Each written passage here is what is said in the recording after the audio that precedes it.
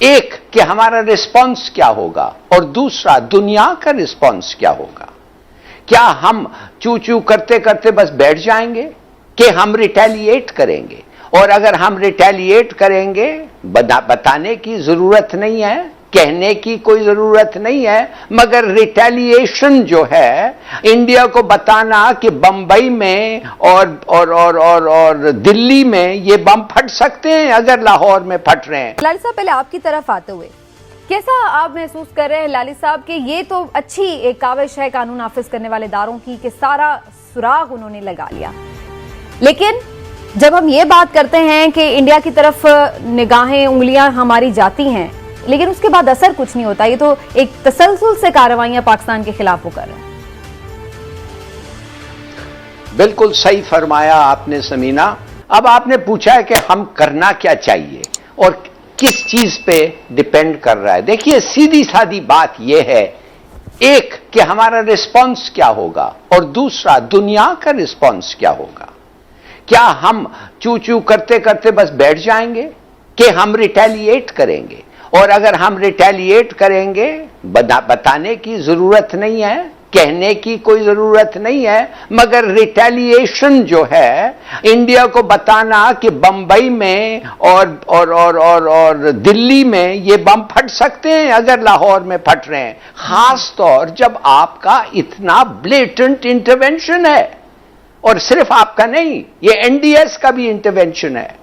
NDS और raw खुद दोनों मिलके किया है, ये दोनों मिलके काम करते हैं, जैसे हमको पता है बलूचिस्तान में।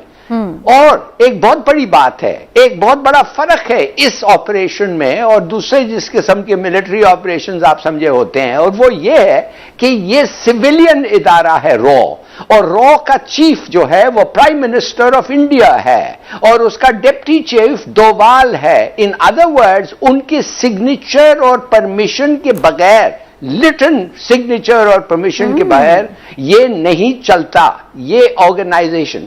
और इंटरनेशनल लॉ ये कहता है कि अगर आपके इंस्ट्रक्शंस के तहत कोई एक्शन लिया जाता है जो क्रिमिनल है और उसमें लोग मारे जाते हैं, तो वो रिस्पॉन्सिबिलिटी कत्ल का आप पे आता है। तो इनफैक्ट अगर ये एविडेंस जो हम अभी कोर्ट में ले जाएंगे और अगर प्रूव हो गया कि ये रॉ था और ये प्रूव हो गया द ट्रेसेस, तो फिर मूडी एंड डोवाल दोनों मर्डरर्स, एलिज्ड अक्यूज मर्डरर्स, और उनके साथ हमारे साथ ना बातचीत हो सकती है ऐसे मर्डरर्स के साथ, ना वो कभी इस मुल्क फिर आ सकते हैं। आई एम सॉरी, मगर रिटेली अच्छा तो ये है सीधे। अब आप लेकिन साहब, ये बड़ा अच्छा इंपॉर्टेंट पॉइंट है। एक सेकंड में इस पर दोबारा आती हूं आपके पास कि हमें करना क्या है, लेकिन जो आपने इसमें एक पॉइंट उठाया वो बड़ा इंपॉर्टेंट है। मैं चाहूंगी इमरान साहब भी इस पर कमेंट करें। इमरान साहब, एक तो जो सारी सिचुएशन उसके हवाले से जो आपका अपना एक तज्जिया वो भी, और दूसरी बात ये कि फिर इसका मतलब है जो हिलाली साहब भी पॉइंट आउट कर रहे हैं कि ये तो फिर इनकी स्टेट पॉलिसी है, ये कोई गैर रियासती अनासिर नहीं है जो यहां पर आकर पाकिस्तान में कोई कार्रवाई कर रहे हैं, बल्कि ये तो उनकी स्टेट पॉलिसी है। फिर जब अगर उनकी एजेंसियां मुलविस हो रही हैं और वो सारी चीजें जो है इतना प्लान करके वो दे रही हैं। बिस्मिल्लाहिर्रहमानिर्रहीम। समीना, मुझे तो इसमें बिल्कुल भी हैरत नहीं हुई जब आज इस प्रेस कॉन्फ्रेंस में मोहिद यूसुफ साहब ने, फवाद चौधरी साहब ने और आईजी पंजाब इनाम गनी साहब ने ये बताया कि इंडिया इसमें इन्वॉल्व है, तो मुझे बिल्कुल हैरत नहीं हुई। और ना ही मुझे आपके इस सवाल पे हैरत हो रही है कि इस तरह तो लगता है कि फिर स्टेट इन्वॉल्व है। जी बिल्कुल 100% स्टेट इन्वॉल्व है, ओपन फैक्ट है। हाँ जी, ये एक ओपन फैक्ट है। और इसमें आप मैं अर्ज कर दूं, थोड़ी सी मैं इस पर तफसील बता दूं। हिलाली साहब, हमारे वाकफान आल के मुताबिक उन्होंने 2 हमले, लाहौर में 2 हमले प्लान किए थे, और हमारे वाकफान आल के मुताबिक हमारे, जैसे आपने पहले कहा कि इंटेलिजेंस एजेंसीज और खुफिया इदारे और कानून नाफिज करने वाले इदारे हैं, उनकी जितनी भी तारीफ की जाए वो इस लिहाज से कम है कि एक मास्टरमाइंड को तो इन्होंने धमाके होने से पहले गिरफ्तार कर लिया, उसके बाद इन्होंने उसके जरिए से भी फिर ऑपरेशन को मजीद आगे बढ़ाया, और ये पूरा रैकेट जो गिरफ्तार हुआ है, पकड़े गए, और जिस तरह से ये पूरी चीज सामने लाए हैं, इस पे मैं कहता हूँ कानून नाफिज करने वाले इदारों ने इंतहाई प्रोफेशनलिज्म का मुजाहरा किया है और ये सारी चीजें सामने लाए। और एक धमाका होने से जो पंजाब की एक आला शख्सियत जिसमें टारगेट होना थी उसको बचा लिया गया। तो इसलिए ये दोहरी मुबारकबाद के मुस्तहिक हैं कि एक तो इन्होंने होने से पहले उसको नाकाम कर दिया और दूसरे का भी इन्होंने वो ना ज्यादा नुकसान कर सके और ना ही उससे कोई वो हो सका, ये चीज है। अब आ जाते हैं उसकी तरफ। अब जो ऑथेंटिक रिपोर्ट्स हैं उनके मुताबिक सिर्फ और सिर्फ रॉ ही नहीं, एनडीएस ही नहीं, मोसाद के भी डांडे इसके साथ मिलते। अच्छा। हाँ जी, और रा जो है ये सब मिलके ये काम करते हैं और रा बाकायदा रा फंडेड ये सारा प्रोग्राम था। अच्छा, और सुबीदा ये सिर्फ एक वाकया नहीं है। पाकिस्तान में दहशतगर्दी के जितने वाकयात होते हैं उनमें से 80% वाकयात में इसी तरह से फंडिंग इंडिया से होती है और वो साबित होती है। और इससे बड़ा सबूत पूरी दुनिया को क्या चाहिए कि उनका हाजिर सर्विस फौजी एहलकार हमारे पास यहाँ गिरफ्तार है, जो इतराफ कर चुका है अपने दहशतगर्दी करवाने का। यहाँ पे कुलभूषण की मैं बात कर रहा हूँ, इससे बड़ा सबूत और दुनिया को क्या चाहिए? और उसको मान चुका है इंडिया। सब कुछ। लेकिन असल प्रॉब्लम ये है कि इंडिया दुनिया ने उसकी तरफ से आंखें बंद की हुई हैं। दुनिया को हमारी चीजें जो हम नहीं भी करते वो हमें डाल देते हैं। हमारा नुक्ता भी उन्हें पहाड़ नजर आता है और उनका पहाड़ भी उन्हें राई नजर आता है। लेकिन हिलाली साहब, हम कैसे लॉबिंग करें फिर इसके लिए?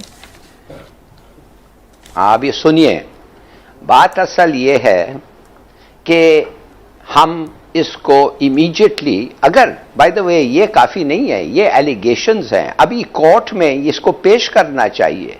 कोर्ट में पेश हो गए ये, और जब ये सब चीज कोर्ट खुद बताएगा कि ये क्रेडिबल है कि नहीं, जब वो क्रेडिबल निकल आएंगे तो फिर हम इस एविडेंस को, we must, United Nation Security Council का इमरजेंसी सेशन हमें कॉल करना है।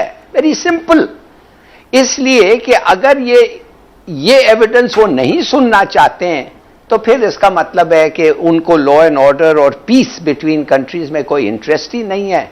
वो पता नहीं फिर किस किस्म का ऑर्गेनाइजेशन है। दूसरी चीज, secretary general of the United Nations का फर्ज बनता है कि ये सब चीज, ये एविडेंस जो उसको मिलेगा, कोर्ट स्टैच्यूर एविडेंस, वो फिर सर्कुलेट करेगा सबके सामने, और एक स्पेशल मीटिंग फाटफ का कॉल करना चाहिए और उनको कहना चाहिए ये है एविडेंस, ये है टेरर फाइनेंसिंग, इधर से आया, ये लोग इन्वॉल्व हैं, आपका क्या इसमें है। और अगर उन्होंने कहा हम कोई एक्शन नहीं लेते या with in a reasonable time action नहीं लेते और इंडिया के खिलाफ एक्शन नहीं लेते, तो फिर आप सीरियसली कंसिडर करें अपने दोस्त मुल्कों के साथ कि फाटफ में रहना, इज देयर एनी पॉइंट। अब लोग कहेंगे कि नहीं फिर आप सैंक्शन ये वो हो जाएंगे। नहीं, अगर आपके पास क्लियर मैनिफेस्ट एविडेंस है जैसे लगता है, तो क्यों भाई चीन क्यों ठहरेगी, तुर्की क्यों ठहरेगी? इसलिए कि अमेरिकनों के टारगेट बनने के लिए। माने एक ऑर्गेनाइजेशन जो उस वक्त सबूत आ जाएगा कि ये सिर्फ और सिर्फ अमेरिकन के कहने पे चलता है, उस पर वो क्यों ठहरना चाहेंगे? Don't forget, league of Nations को लोग छोड़ के चले गए हैं। इसीलिए सुनिए, फाइनली आपको यूनाइटेड स्टेट्स के पास जाना पड़ेगा और कहेंगे कि भाई ठीक है, आप अगर हमारे साथ नफरत कर रहे हैं, ये तो आप स्पॉन्सर कर रहे हैं अटैक्स, सीधी बात करें उनके साथ, आप अटैक स्पॉन्सर कर रहे हैं, आपका जिगरी दोस्त मूडी, और फिर इसका जवाबी कार्रवाई होगा। अगर आप ये चाहते हैं करें, मगर जवाबी कार्रवाई होना लाजमी है। मैं आपको बताता हूं, बुलीज आर कावर्ड्स। जो बुली है वो डरता भी है। मैं इस मूडी को, अगर आपने नहीं सबक सिखाया, ये फिर करेगा। आपने सिखाया बालाकोट के बाद, मगर वो ठीक सबक नहीं सीखा, इसलिए आपके बम आपने फुटबॉल फील्ड पे गिरा के चले गए। सबक भी डराया ही था ना कि उन्होंने अस्यूम करके कि वो सक्सेसफुल थे। बिल्कुल यार, I am telling you that, assume करके वो सक्सेसफुल थे और हमने जाके इसलिए कि हमारा कोई नुकसान नहीं हुआ, कोई नहीं मरा, कुछ नहीं हुआ, हमने जाके फील्ड पे गिरा दिया। नहीं, वो तो उसका तो टारगेट था, ही वाज डिलिबरेटली टारगेट किया, हमने जाके उनको मारना था जो हमारा एक्चुअल टारगेट था। तो मैं आपसे ये फिर कहना चाहता हूं, प्लीज, ये अगर आप इसकी जवाबी कार्रवाई ना करें तो फिर ये फिर होगा और ये होता रहेगा, और फुल स्केल एक्शन इसके पर होना चाहिए। वंस सब आपका एविडेंस जी। आ गया है और कोर्ट के सामने पेश वेरी राइट।